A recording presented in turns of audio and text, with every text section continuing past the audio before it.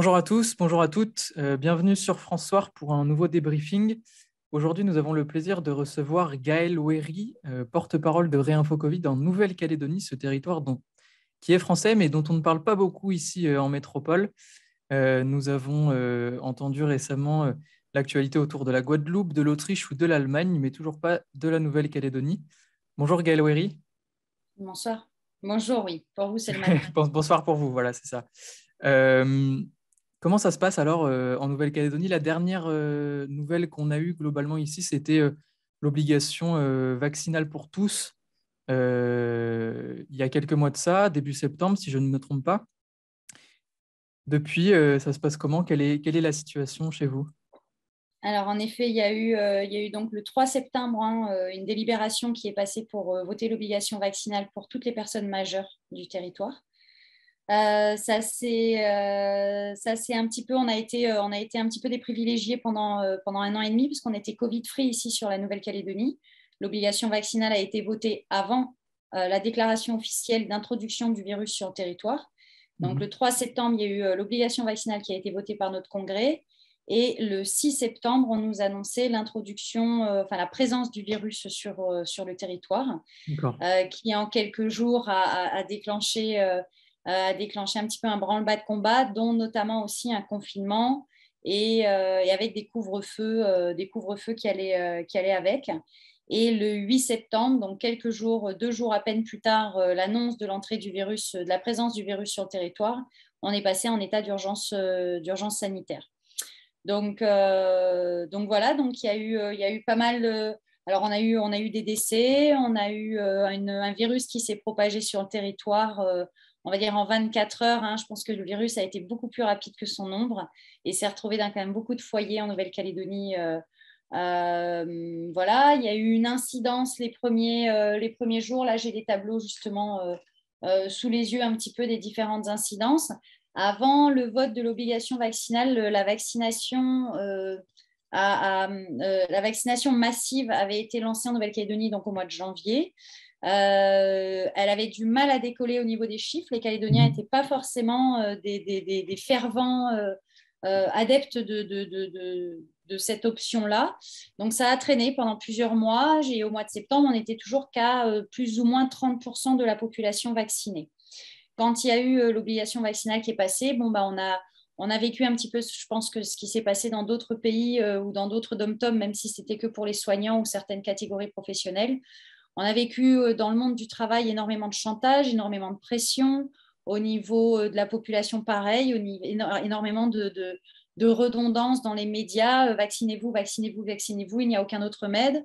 Au départ, on a fait peur à la population avec la maladie, puis on a fait peur à la population avec la mort parce que on nous balançait beaucoup les informations de tout ce qui se passait à Tahiti avec l'énorme vague de décès qu'il y a eu.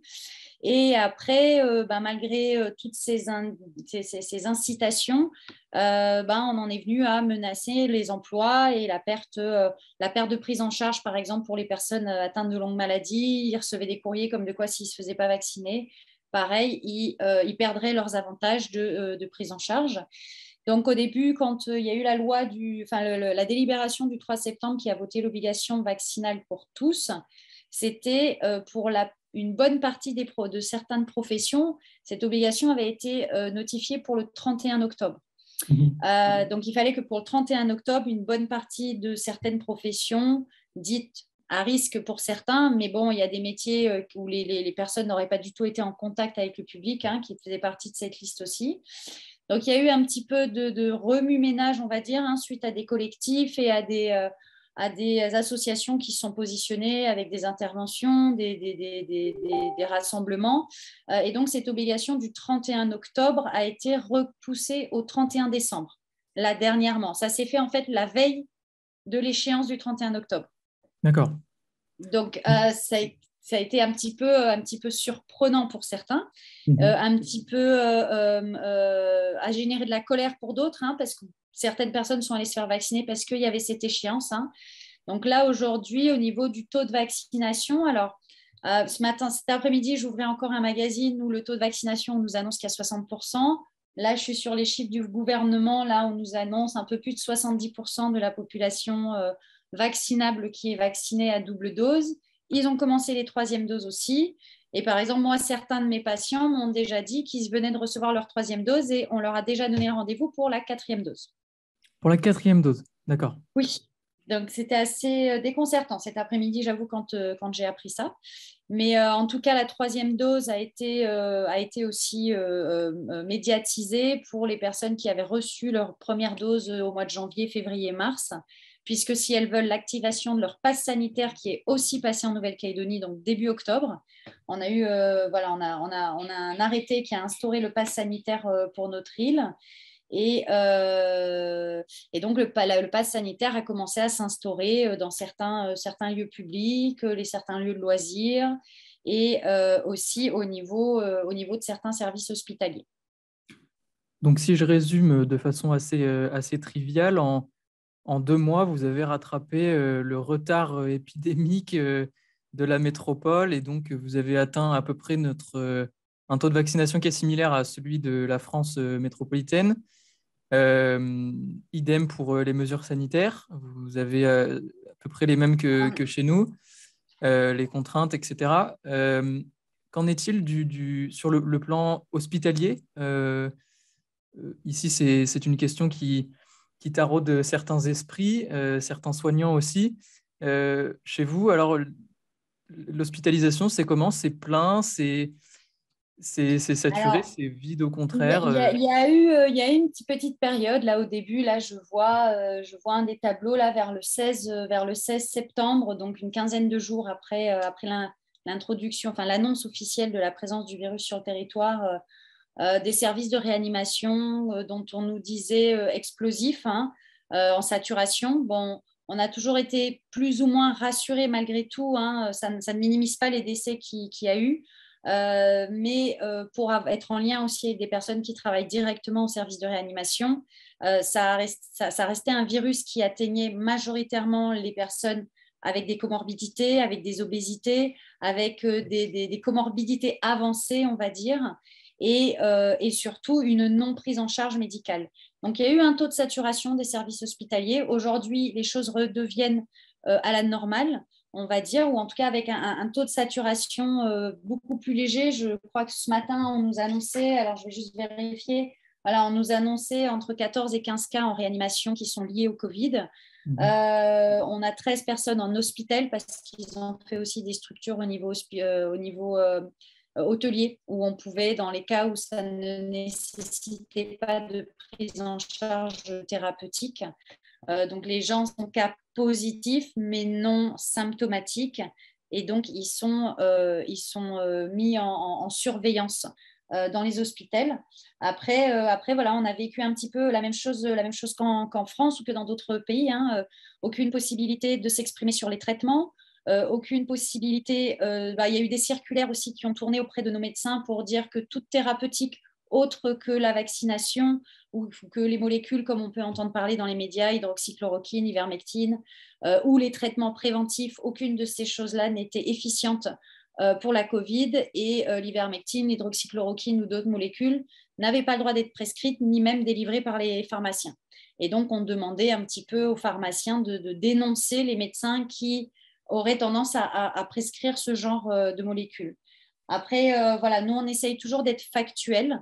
Dans la factualité, on se rend compte qu'aucun des associations, des collectifs qui ont voulu s'exprimer dans les médias ces derniers mois n'ont jamais été reçus, que ce soit dans un JT, une interview ou une possibilité d'exprimer un contre-pouvoir.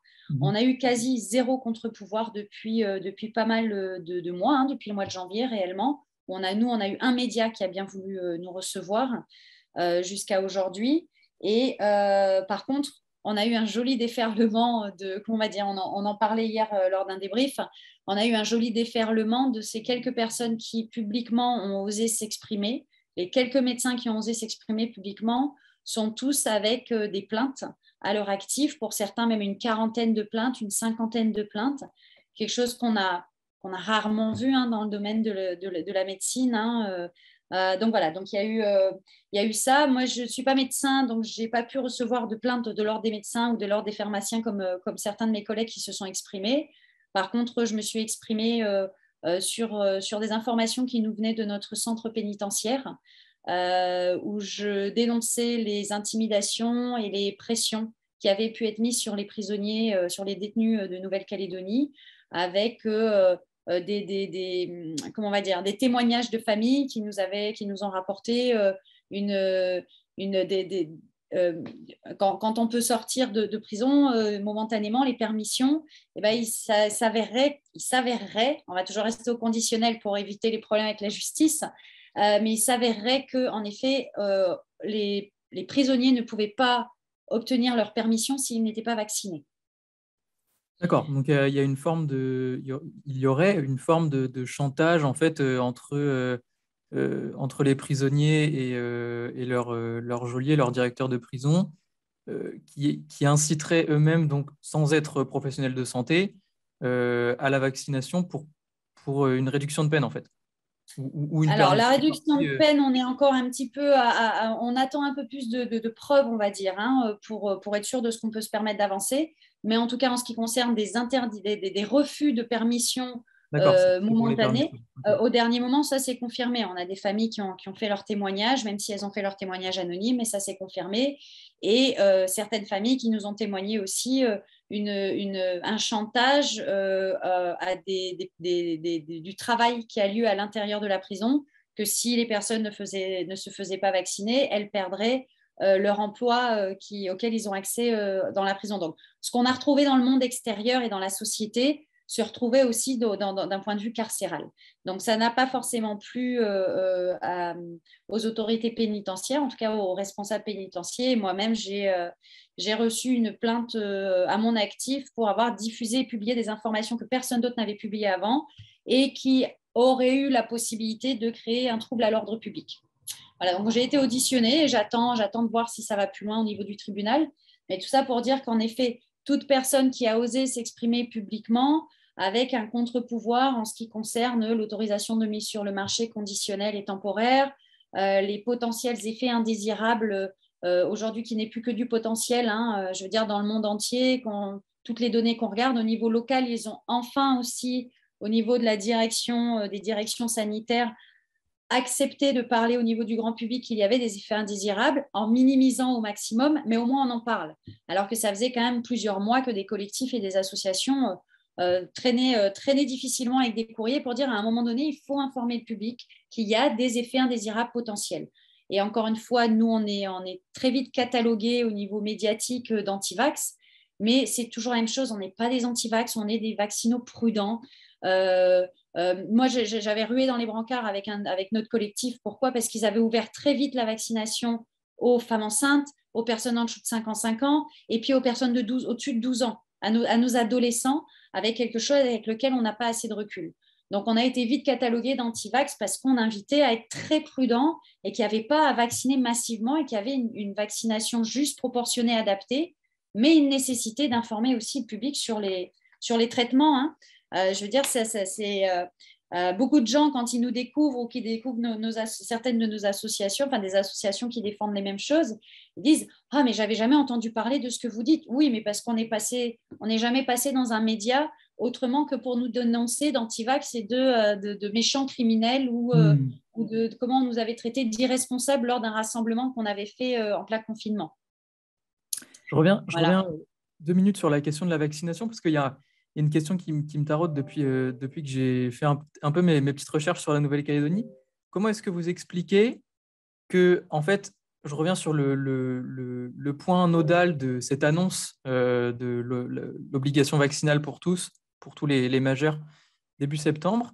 Et en fait, quand on regarde les chiffres sur Internet, on voit qu'il y a une hausse de mortalité étiquetée cas Covid euh, tout de suite, début septembre, en fait. Comment est-ce qu'on explique, alors que vous étiez Covid-free en Nouvelle-Calédonie pendant 1 an et quelques mois depuis le début 2020, qu'il y ait quelque chose comme moins de 10 morts Covid, il me semble, pendant toute cette période-là, et juste au moment de l'annonce vaccinale, un pic de mortalité assez impressionnant quand on regarde la courbe.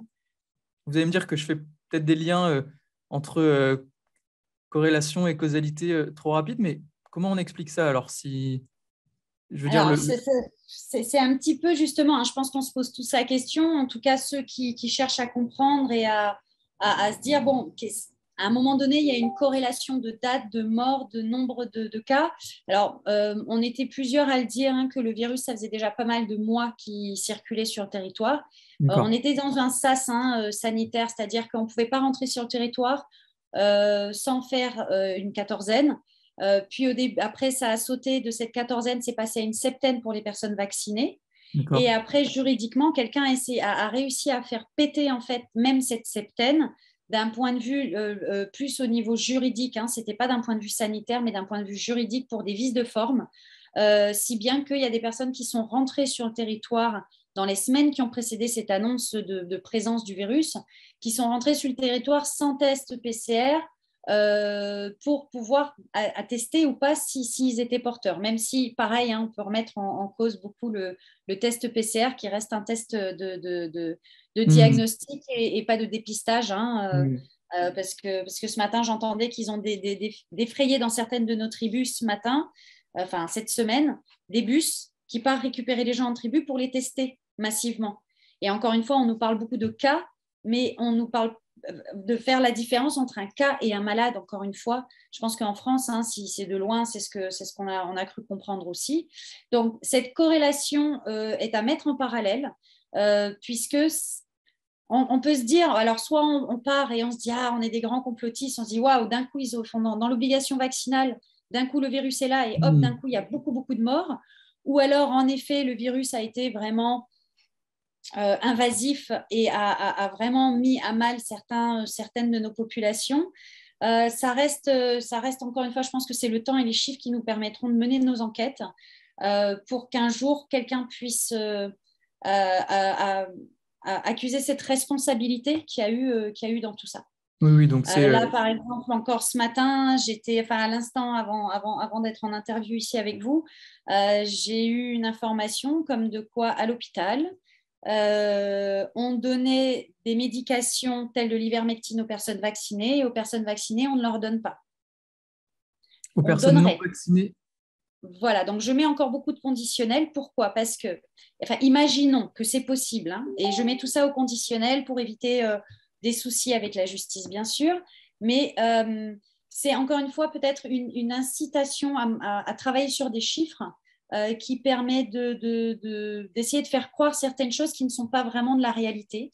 C'est-à-dire, on soigne avec les molécules qu'on connaît qui sont efficientes dans le traitement de la COVID les personnes vaccinées. Comme ça, elles ne vont pas plus loin dans leur processus de la maladie. Et les D'accord. personnes non vaccinées, on ne les prend pas en charge avec ces molécules, on leur donne d'autres types de médications, ce qui permet éventuellement, en cas de présence hospitalière déjà, de dire qu'en réanimation, on a plus de personnes non vaccinées que de personnes vaccinées. Oui, fatalement. D'accord. Voilà, donc de travailler un petit peu sur les chiffres comme ça. Alors tout ça, bien sûr, on le met toujours au conditionnel. C'est des questions qu'on se pose. On veut des réponses, on veut de la transparence. On estime qu'on n'a pas assez de transparence, que ce soit sur les effets indésirables, sur les personnes qui sont décédées, pour avoir été en lien, comme je le disais tout à l'heure, avec certaines infirmières de réanimation. On avait quand même pas mal dans certains décès. Des personnes qui sont décédées et qui étaient en post-vaccination d'une semaine ou de 2 semaines. Donc, est-ce qu'on peut mettre une corrélation avec le moment du décès et le moment de la vaccination, ou est-ce qu'on n'est que sur une corrélation de la maladie? Et quand on regarde ce qui se passe en Martinique, en Guadeloupe, à Tahiti, dans tous les autres pays du monde qui ont fortement vacciné, on retrouve des scénarios similaires. Donc, Hmm. forcément, on ne peut que se poser des questions et demander un peu plus de transparence à ce niveau-là, quoi. Voilà. J'en arrive aux questions qui vont être fatidiques dans les semaines à venir pour la Nouvelle-Calédonie. Il y a deux enjeux, me semble-t-il, qui se révèlent être principaux en ce moment. Premièrement, il y a donc, comme vous l'avez dit précédemment, cette obligation vaccinale qui va possiblement être abrogée début de semaine prochaine, il me semble. Euh, Est-ce que vous Ça voulez... devait être Oui, on peut préciser, ouais. Alors, justement, comme je vous ai dit tout à l'heure, la date du 31 octobre pour l'obligation vaccinale a été reposée au 31 décembre. Oui. Là, 5 groupes politiques, enfin 5 élus issus de différents groupes politiques ont posé au Congrès pour être votée une délibération qui abrogerait l'obligation vaccinale pour tous, totalement. C'est-à-dire on ne repousse pas les dates, on enlève l'obligation vaccinale pour tous. Donc, ce texte a été déposé vendredi dernier. Il devait être voté demain. On vient d'avoir la nouvelle là, hier, comme de quoi pour finir, il ne sera pas voté demain, peut-être la semaine prochaine. Donc, on attend un petit peu, mais dans tout ce qui se passe au niveau local aussi, c'est qu'il y a ce lien avec le référendum d'autodétermination, troisième référendum d'autodétermination, pardon, qui doit avoir lieu donc le 12 décembre. Et Dans... je précise que le troisième, c'est donc le dernier, c'est-à-dire en fait, c'est la dernière chance finalement, pour résumer simplement, des indépendantistes d'accéder à une forme d'indépendance pour la Nouvelle-Calédonie. Alors, oui et non. C'est-à-dire que quoi qu'il arrive, la Nouvelle-Calédonie auprès de l'ONU est inscrite dans la liste des pays à décoloniser. Ok. Donc, et ça, de ce que je comprends, je ne suis pas une spécialiste, hein, je ne voudrais pas me faire tirer les oreilles par ceux qui sont spécialistes là-dedans, mais quoi qu'il arrive, la Calédonie ne sortira pas de cette liste. Donc, ça sera un pays, on va dire que plutôt ce qui se passe, c'est plus des consultations qui ont lieu. Il y en a eu une l'année dernière, une l'année d'avant. La première année, c'est vrai que les loyalistes, donc ceux qui sont pour que la France reste en Nouvelle-Calédonie, ont obtenu, je crois que c'était 70% de votes en leur faveur. L'année dernière, il y a eu un rebond et qui a surpris beaucoup de gens, c'est qu'on est arrivé quasi à 50-50 des votants qui voulaient soit aller vraiment vers cette indépendance, soit rester dans la France. Donc, ça a mis un petit coup d'interrogation, surtout auprès des loyalistes, qui étaient quasi convaincus de sortir très gagnants de cette deuxième consultation. Et la troisième consultation, il y a eu une demande de la part des indépendantistes il y a quelques semaines, très récemment, hein, pour pouvoir repousser la date du 12 décembre, puisqu'ils estiment que la situation sanitaire et les deuils qu'on a eus au niveau de notre pays légitimaient la demande de repousser cette date.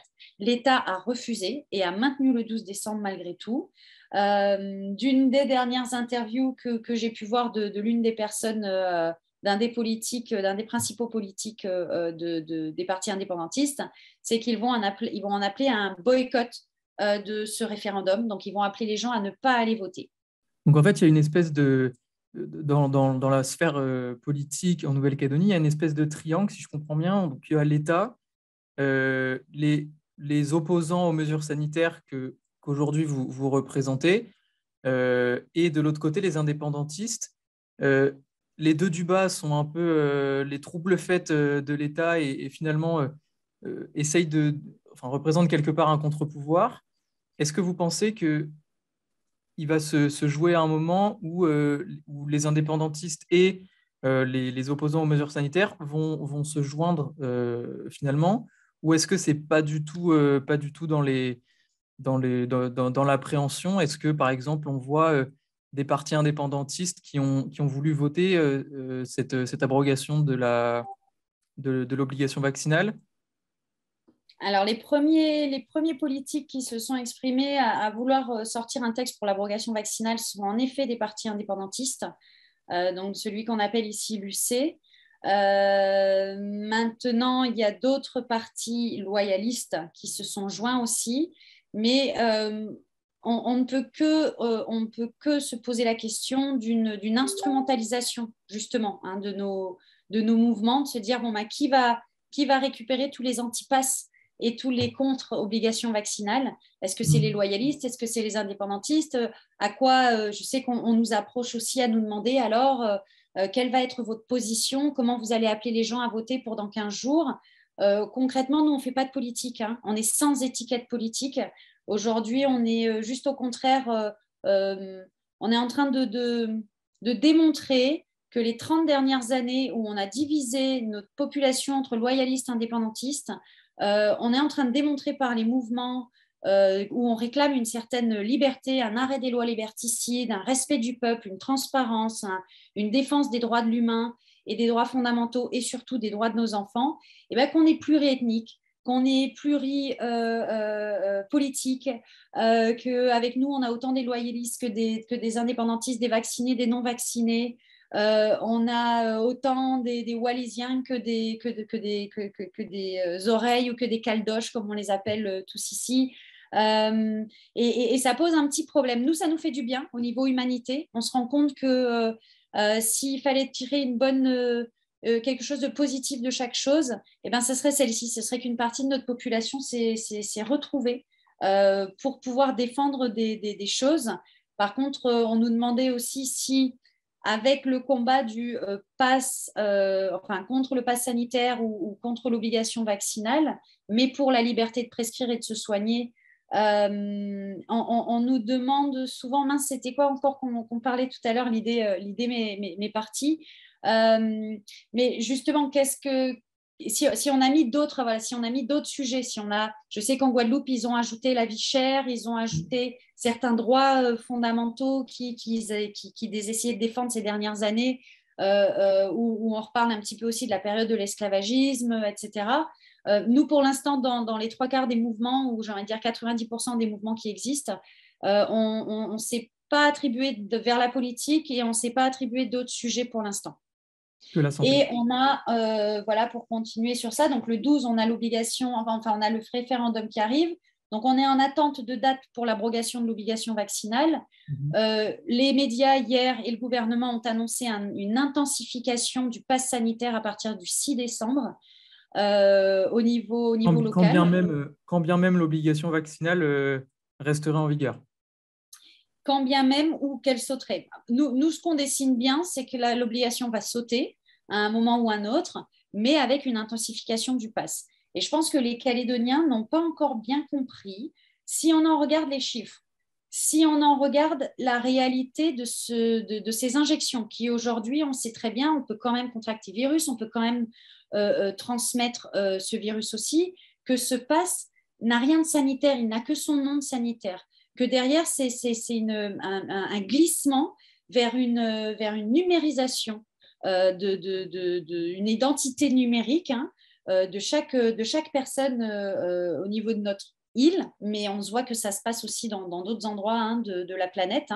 Encore une fois, quand on regarde que le scénario se passe ailleurs, on dit ah ben non, peut-être qu'il y a quand même des questions à se poser et qu'il est temps d'anticiper, parce qu'une fois que les choses seront vraiment déjà scellées, une liberté perdue est très, très difficile à récupérer, alors qu'une liberté pas encore perdue, on peut encore se lever devant. Mais hier, c'est ce qu'on parlait au début de notre entrevue. Je pense que les Calédoniens sont à un moment où ils ont reçu un gros coup de bambou derrière la tête. Voilà, obligation vaccinale, toutes les mesures liberticides, les intimidations au travail, encore aujourd'hui, j'ai encore quelqu'un qui m'a appelé aujourd'hui pour me dire, ben voilà, je suis la seule personne encore pas vaccinée dans mon travail.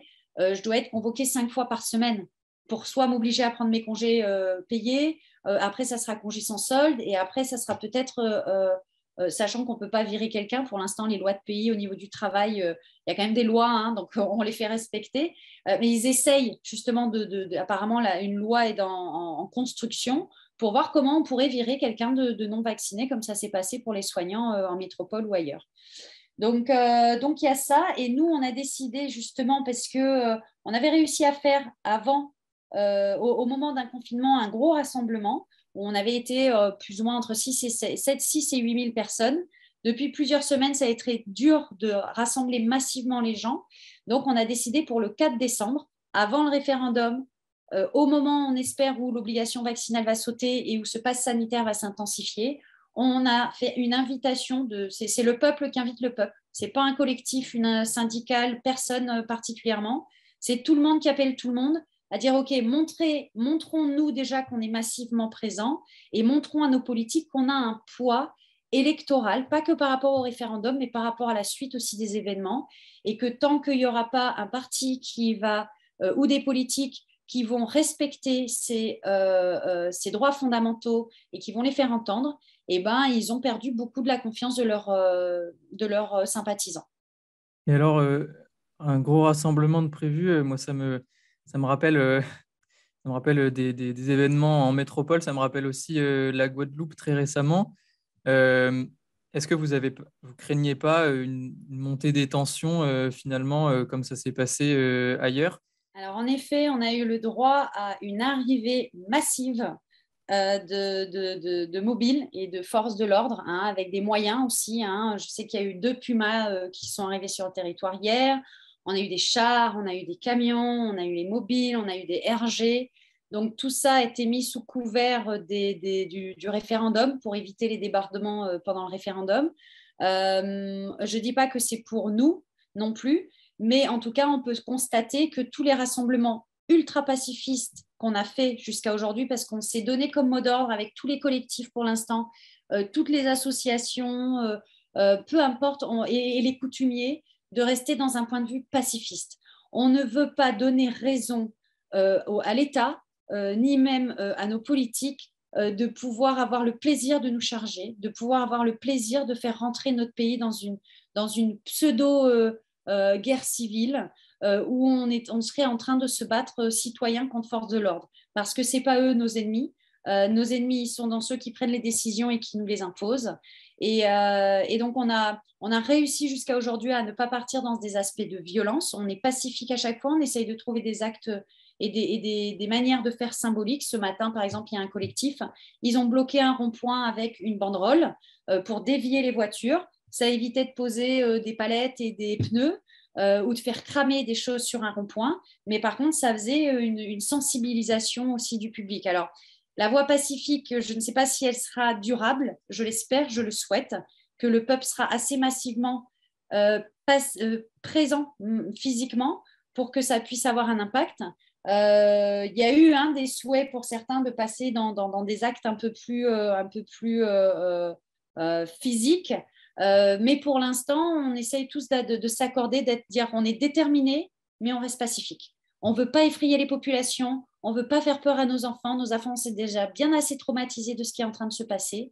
Les distanciations à l'école, ils n'ont plus le droit de jouer ensemble, ils n'ont plus le droit de se côtoyer. Donc, si on peut éviter de traumatiser nos populations, par contre, ce qui est sûr, c'est qu'on soutient de notre cœur ce qui se passe en Guadeloupe, en Martinique, parce qu'encore une fois, on essaye de leur donner une mauvaise étiquette, alors que concrètement, c'est des personnes qui osent qui osent mettre leur vie en danger, qui osent mettre leur travail en danger pour défendre les droits de ceux qui ne les comprennent pas encore. Merci à vous, je vous remercie beaucoup. Merci, chers téléspectateurs, de nous avoir suivis pour ce débriefing et à bientôt sur francesoir.fr. Au revoir.